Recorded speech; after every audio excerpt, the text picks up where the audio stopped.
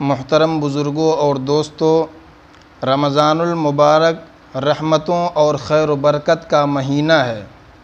اس مہینے کی بہت ساری فضیلتیں وارد ہوئی ہیں۔ البتہ اس مہینے میں ایک واقعہ پیش آیا تھا، ہم چاہتے ہیں کہ آپ حضرات کے سامنے اسی واقعے کی کچھ تفصیل بیان کر دیں۔ وہ واقعہ یہ تھا کہ اس مہینے میں اسلام کی سب سے پہلی جنگ لڑی گئی، جس کو جنگ بدر کے نام سے جانا جاتا ہے۔ واقعہ یہ ہوا تھا کہ ابو سفیان ایک تجارتی لشکر لے کر کے آ رہا تھا، اور ادھر حضور صلی اللہ علیہ وسلم مدینہ سے اپنے کچھ ساتھیوں کے ساتھ، کچھ صحابہ کے ساتھ مدینہ سے باہر نکلے۔ ابو سفیان تک یہ بات معلوم ہوئی تو ابو سفیان کو یہ لگا کہ حضور صلی اللہ علیہ وسلم ہمارے قافلے کو لوٹنے کے لیے آ رہے ہیں یا ہم سے لڑائی کرنے کے ارادے سے آ رہے ہیں۔ اس نے یہ خبر مکہ تک پہنچا دیا اور مکہ کے لوگوں سے مدد مانگنے کے لیے خبر بھیجی کہ حضور صلی اللہ علیہ وسلم ہم پر حملہ کرنے کے لیے آ رہے ہیں۔ حالانکہ حضور صلی اللہ علیہ وسلم حملہ کرنے کے ارادے سے نہیں جا رہے تھے، البتہ جب خبر مکہ تک پہنچی تو ابو جہل اور اس کے ساتھیوں نے لشکر تیار کیا، ہزاروں کا لشکر، اور مکہ سے کوچ کر گیا۔ حضور صلی اللہ علیہ وسلم 12 رمضان المبارک کی 12 تاریخ کو مدینہ سے نکلے اور بدر تک پہنچنے لگے۔ ادھر سے کفار مکہ کا وہ پورا کا پورا لشکر بدر کے میدان پر آ کر کے پہنچ گیا۔ بدر ایک جگہ کا نام ہے جہاں پر کنواں ہوا کرتا تھا، لوگ آ کر کے وہاں پر آرام کیا کرتے تھے، وہاں پانی پیا کرتے تھے۔ اسی جگہ پر آ کر کے کفار مکہ آ کر کے ٹھہر جاتے ہیں اور لڑائی کی تیاری کرنے لگتے ہیں۔ شام کے وقت میں یعنی 16 رمضان المبارک جمعرات کی شام میں مسلمانوں کا قافلہ بھی بدر کے میدان پر پہنچتا ہے۔ کفار مکہ کا لشکر کنواں کی طرف تھا جدھر پانی وغیرہ سب کچھ موجود تھا، اور مسلمانوں کا لشکر ریتیلے زمینوں کی طرف تھا جہاں پر چلنا پھرنا دشوار ہو رہا تھا۔ لیکن اللہ تبارک و تعالیٰ کی قدرت دیکھیے کہ اللہ تبارک و تعالیٰ نے رات میں ایسی بارش کی کہ ریت وغیرہ سب جم گئی، اور اس طرف جدھر کافر اور مشرک لوگ تھے ادھر سب کیچڑ کا کیچڑ ہو گیا۔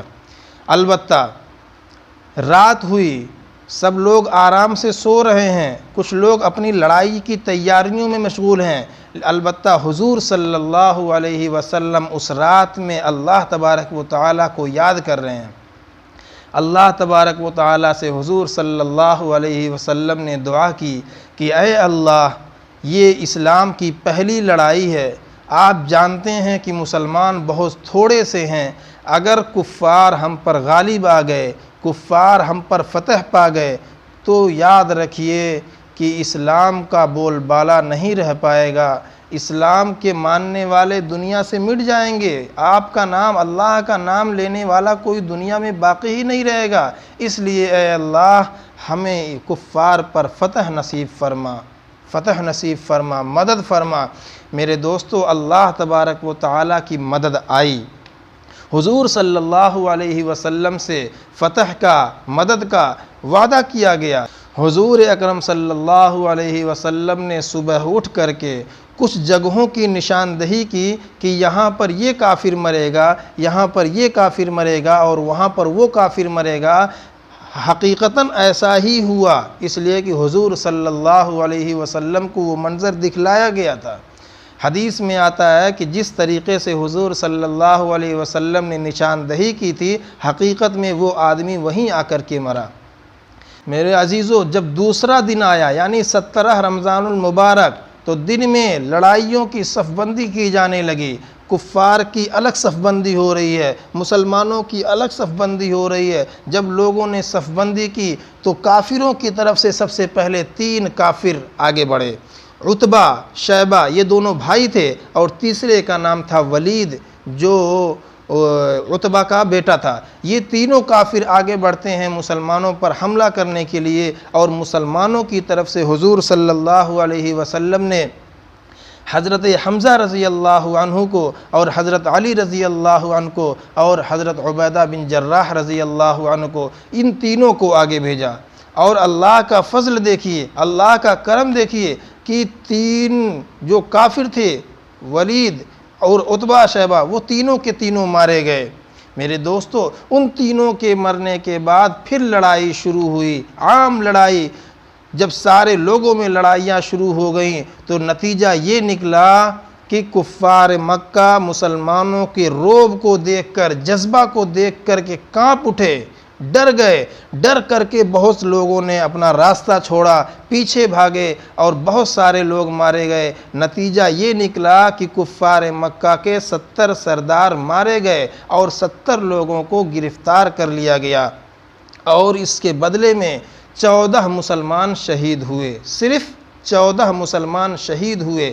آپ یہ جان لیجئے کہ ان کے مقابلے میں، یعنی کفار مکہ کے مقابلے میں مسلمان بہت کم تھے۔ کفار مکہ کا لشکر پورا ساز و سامان کے ساتھ بھرا تھا، اور ان کا لشکر کی تعداد 1000 سے زیادہ تھی، اور مسلمانوں کا جو لشکر تھا اس میں صرف 313 لوگ تھے، جس میں ساز و سامان کچھ بھی نہیں تھا۔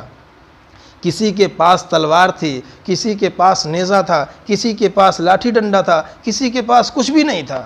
لیکن پھر بھی اللہ تبارک و تعالیٰ کی طرف سے مدد آئی، اللہ تبارک و تعالیٰ کی طرف سے فتح نصیب ہوئی، اور اسلام کو، مسلمانوں کو ایسی فتح نصیب ہوئی کہ رہتی دنیا تک کے انسانوں کے لیے، رہتی دنیا تک کے مسلمانوں کے لیے ایک تاریخ بن گئی، ایک فتح بن گئی، ایک یادگار فتح تھی۔ سب سے پہلی فتح کہ 313 مسلمانوں نے 1000 کفار و مشرکین کو شکست دے دی، اور اسلام کو اللہ تبارک و تعالیٰ نے ایسی فتح دی جس کی مثال آج تک نہیں ملتی، اور آج تک لوگوں کو جنگ بدر کی تاریخ یاد ہے۔